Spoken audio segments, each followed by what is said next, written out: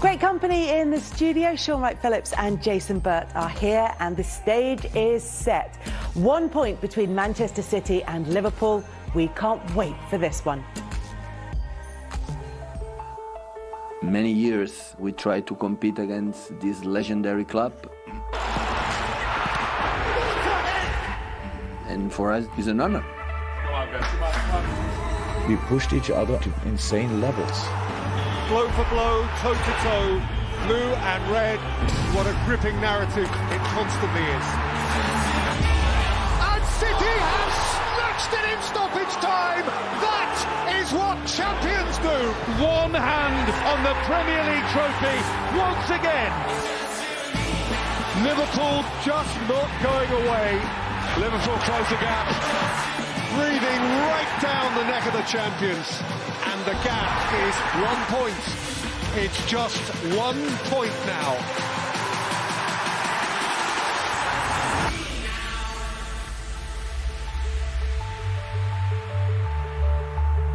Feels like we've been waiting for this one for ages. It's finally here. Is this the biggest game of the season so far? Yeah, certainly the race for the title. I mean, you're looking at two teams that are in tremendous form, complete contrast in style. One that's dominate possession, the others are just kind of all guns blazing, Liverpool. But you're right, arguably the two best teams in the world, both at the peak of their powers. So yeah, it's going to be interesting. As you said there, it's felt like so long. Every time they've played a game, we're one step closer to the big game. And even though whoever wins this game, I don't feel will 100% go on and win the league, it's certainly kind of an indicator of what team obviously is in better form. Yeah, obviously they'll both want to win it and put themselves in a better position. Do you think this could be the one that decides which way the title goes? No, I think I'm going to sit with Darren on this one. I think if you look at that run of games to come up after the game on Sunday, there's a lot of difficult games and challenges that they're both going to have to face alongside battling in the Champions League. So I think there's a lot for them to worry about. But I think, like he said, this will put the marker down to say, OK, now you've got to come catch me again, basically, or you've got to keep up with me. Yeah, plenty of points to win or to lose or to drop between now and the end of the season. But this one feels as though it could be a statement win for either side. So I think slightly differently. I think that because these two teams are so good, and I agree with Darren, they probably are the best two teams in the world, never mind in the Premier League. I think if there is a winner, they will go on and win the league. I just think they're just too good. I just think that momentum they'll gain, that belief they'll gain from the victory, I think they'll take them forward and see them over the line. Even in saying that, though, it will still be neck and neck right to the end. But I think if there is a victor, that victor will be the champion. So there's lots of decisions then for the managers to make ahead of this one. We're going to take the team sort of back to front. We won't start with the goalkeepers because I think that one's cut and dried. That's probably about the only position, one of maybe only a couple that are absolutely decided on. So we'll start with the defence. Now, obviously, for the home side, for Manchester City, could be a couple of decisions to make in there because we're still not absolutely sure what the fitness situation is with Ruben Diaz, which is huge. It is huge, and it's one of them. We know how important he is. I mean, since he's come to this country, he's been absolutely sensational, arguably one of the best. Him and Van Dijk, you probably say, have been head and shoulders above everyone else. But what you say is, in this type of fixture, I don't think you can afford to risk him. So even if there is a slight issue or he's not 100% fit, Liverpool with the front three that they've got, we expect him to play, whoever they play, that's a risk to go and play at a Ruben Diaz, even at 80%. So I think that's one Pep will have to look at. But they've got so much quality there. I mean, look, you've got Laporte, I think will probably play. John Stones will play. Cancelo, I expect Kyle Walker to obviously, in my opinion, play. I think he's still England's best right back. So I think that will be the nucleus of the back four. But it must be tempting for the manager like Pep to see Ruben Diaz. He's training week in, week out. You're probably thinking, do I risk him, do I not? I probably wouldn't, just because of the sheer fact. If they were playing, this is no disrespect to maybe a lesser side, I think maybe get away with it where they know they're going to dominate possession. But when you've got a side like Liverpool that press as they do, I would probably opt to not play Ruben Diaz. We're trying to get into the heads of these two managers, and Pep's is probably the most difficult one to get inside of ahead of this game. He didn't play him in the Champions League in midweek. Whether that's protecting him ahead of this game or whether it's, as Darren says, looking for games that might be a bit more straightforward for him to try and get his way back to match fitness, we're not really sure yet.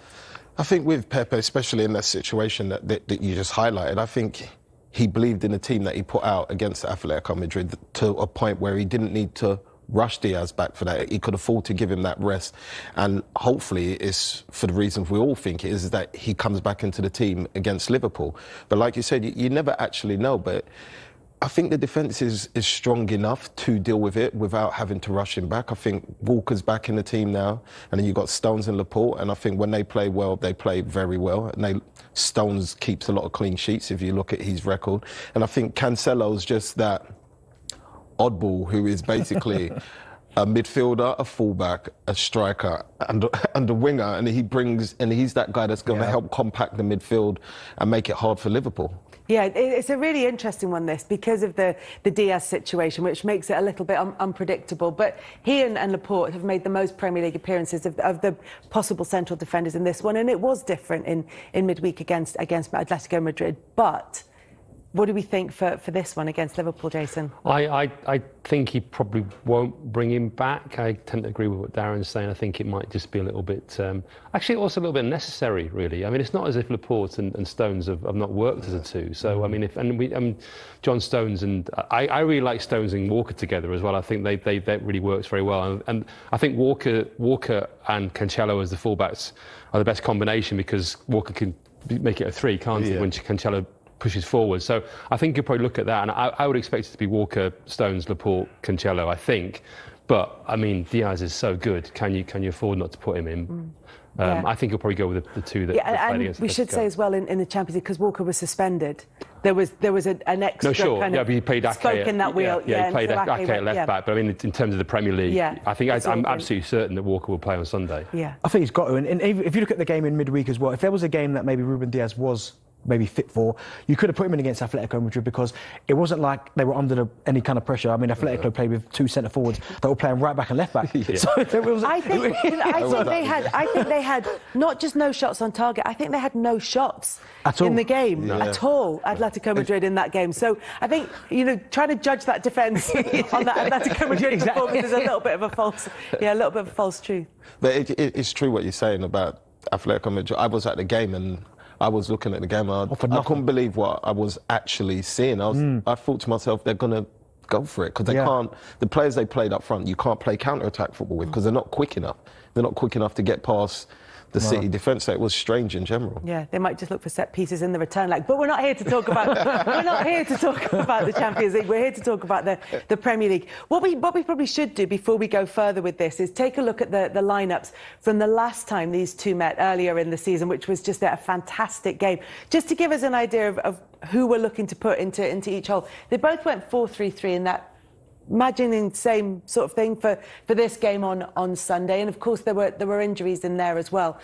When we're talking about the defensive line, if possible, City would like to go with that one, but it might well be that Diaz isn't fit. For Liverpool, Trent Alexander-Arnold wasn't available for this one. They've got him back, and they've had a couple of games. That could be one of those decisions that turns out, or one of those situations that turns out to be a considerable one for this game. Absolutely, because listen, we know James Milner will never let you down 100% all the time, but when you talk about that extra bit of X factor, that quality, and the relationship that Trent has with Salah as well, I think it's going to be vital. So yeah, you putting him back in, I think again you'd say that's Liverpool then at full strength. And you've seen Trent certainly the last couple of months, his form's been absolutely sensational. I mean, he's fantastic in the week.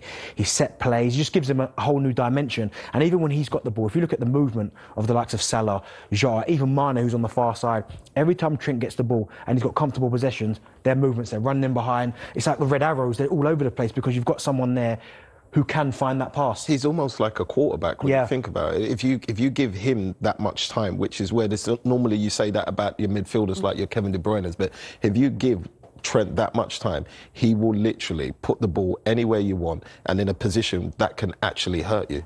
Yeah, the problem is he's coming up against a Manchester City side that are going to really stretch him, and as much as Trent Alexander-Arnold likes to get forward, sometimes that leaves him a lot of running to do to get back to the defensive position. Yeah, they've targeted him in the past, haven't they? I remember I was there when I think Sane was playing up against him, and they obviously Sane is super quick. They actually got Sane in behind him, and it hurt Liverpool an awful lot, because it was still, as fantastic as he is, and obviously we're talking about how the fullbacks in Alexander-Arnold and Cancelo almost like redefining that role in terms of being playmakers. He is vulnerable, sometimes, isn't he? Especially with that ball in behind him that we've seen time and again. He's been caught up the pitch. So I think that City will look at that and think that's an area to exploit. It'll be interesting to see how they then organise their front three to combat it. Do you know, though, that might be Manchester City's Achilles heel, though, because you're right, they might target him, but you know what, Manchester City, they're vulnerable when the ball goes in behind. Now, if they go and squeeze Liverpool, and then you've got Salah that just spins and Trent, and he probably knows they're going to do that. If they do come onto Liverpool and then Trent just keeps spinning it in behind, Salah, Mane and Jota will have a field day. So I think Manchester City might have to look at this and go, well, yeah, we can target, we can get in behind Trent, but if we try and press him and squeeze him up the pitch, all it takes with someone of his quality, or even Van Dijk, to be fair, he gets the ball, he plays that long pass, they squeeze up, and Salah knows that. If they just keep spinning in behind, that might cause Manchester City problems all day. Does it make a difference then who Jurgen Klopp chooses in the centre of defence here? Because it was Konate in the Champions League who, yes, scored, but was also culpable for the goal that Liverpool conceded.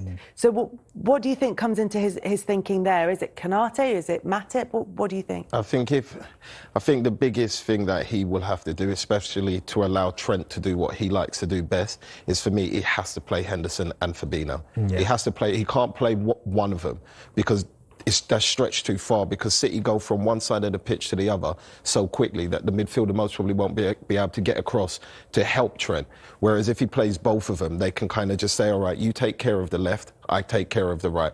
And that allows their fullbacks to bomb forward and they won't really get hit on that counter-attack either. Yeah, so that could be the less important of the decisions in terms of what happens in the centre of defence. I think but it is still a choice. I think Matip. I mean, Matip's been outstanding this season, hasn't he? I think he seems to go for... He's used Konate quite a bit in the Champions League, hasn't he, actually, but not so much in the Premier League. And I think his sort of first choice pairing is definitely Van Dijk and Matip, I think. Yeah, and it seems to be that, as you say, in the Premier League games, especially in the big ones, if Matip's fit, then he gets the start. We'll go on. We won't take it. We don't need to take it turnabout. we can go on to that Liverpool midfield, because I think that's where some of the most interesting decisions are now going to be made in the midfield for these two sides, and there are question marks about the front line as well for both of them. But you would go for something that's more protective from Liverpool's point of view. I think so, especially at the Etihad. I think you can have your attack there, but you've got to protect yourself at the same time. And they know what City are capable of, especially through the midfield area. If you give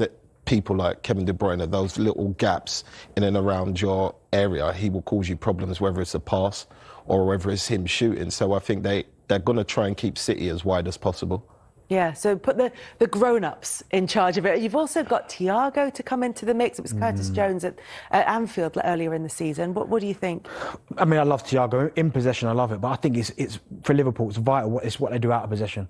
I think whoever they play in the middle of the park, they're going to have to be able to run. They're going to have to run, because the way that kind of they rotate Manchester City is so really good. And I think Thiago, listen, he's a special talent, but I almost feel like he's more suited to the Champions League rather than the Premier League. But with Henderson and Fabinho in there, and maybe a Curtis Jones, maybe a Naby Keita, they're going to have to be able to get about. And with Henderson, as you said, with that protection, him and Fabinho, that's going to be vital as well. And as you said, helping out each fullback as well, so they're not left 1v1 and not exposed. So it's almost like going to the Etihad for Liverpool. I know they want to win, but they can't be too kind of gun-ho and thinking, right, we've got to win, we've got to overplay City. They've just got to stand there, because a point for either side isn't the worst result in the world. But what Liverpool don't want to do is go to the Etihad, get big, and it's like, oh, it was only 1 point, now it's 4 again. So I think with the likes of Henderson and Fabinho, you just got a bit of a protection blanket there. And listen, they can both play, so it's not like you're losing anything, but it just gives you that safety blanket a little bit. Yeah, there's so much to come into play in terms of the manager's thinking here. Like you said, the fact that it is only 1 point, so there isn't really on Liverpool to go and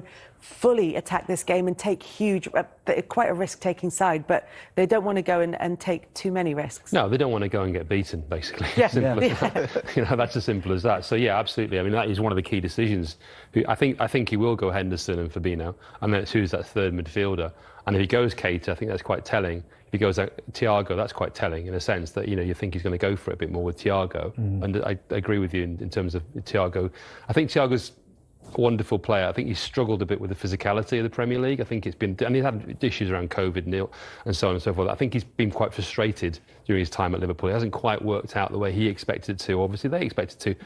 But in saying that, I still think their best midfield is Fabinho, Henderson, Thiago. I think that's their best midfield, but maybe it's not necessarily the right midfield to play in this game. So I could understand why they would play somebody like Keita, who's come back into form as well, hasn't he? I mean, he's been playing quite well recently. Do you think there's a possibility he might just say, we'll have 4 attackers? Because then he can play Jota, Mane, Salah, and obviously Diaz, and basically say one of you just filter back. He did that before when we were talking to him before about playing the four attackers. I can't remember who it was. Obviously, it was Firmino, obviously Mane, Salah, and who was it again? Was it Oxlade-Chamberlain? I can't remember. Like but there was a big debate about playing. Was it in the Champions League? No, they went to the Etihad. Yeah.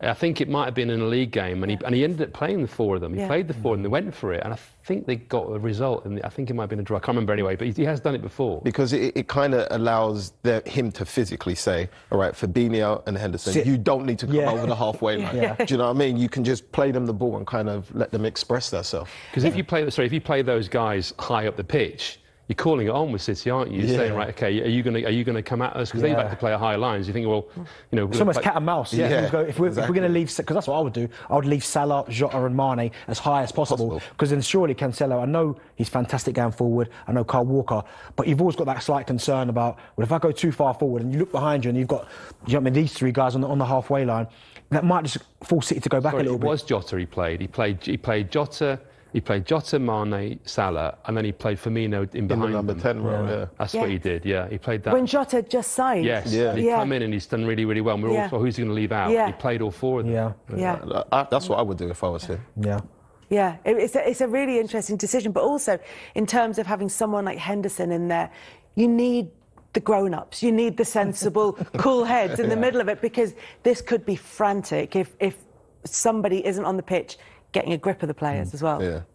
I think it's certainly important when you've got someone like Henderson, that because there will be large periods in the game where I expect where Manchester City will be dominating possession, and that's where you need your Hendersons, your cool heads to kind of just everyone settle down, pull into position, rather than people just running here, there and everywhere. So even though at times people have questioned Henderson, maybe his ability, which I think is a little bit unfair, his leadership skills are something that you can't replace. You can't buy it. No. It's something you either have or you don't have, and he has it in abundance. And I think he's the loudest player in the Premier League. I mean, during lockdown, I went to an awful lot of games. Obviously, he is the loudest player. Or Connor Cody might have something to say about that. Oh, sorry.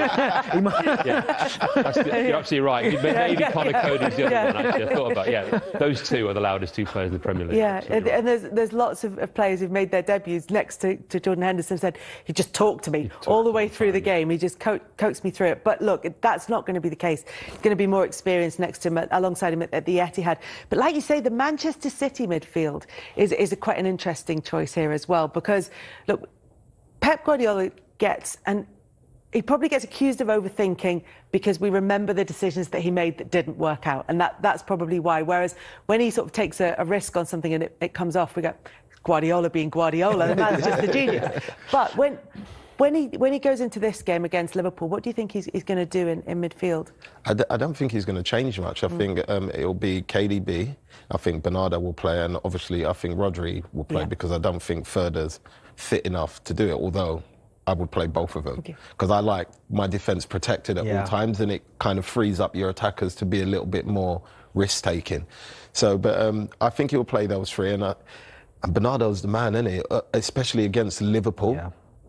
What he does against them is second to none, and if they play anywhere close to how they played Liverpool at Anfield at the Etihad, it could be a big problem for Liverpool. Do you think it's as much with Bernardo as well, because he's a thinking player, isn't he? It's about how he sees the game. Is that when you're at this level, you've got two teams at this level, that's the kind of thing that makes the difference, as much as the physicality, as much as a player might be technically gifted or quick or physical, it comes down to actually being able to understand what the opponent is doing and understand how to try and negate that. Yeah, he seems very good at showing up and giving the game what it actually needs. Like that's a better way of putting what I was trying to phrase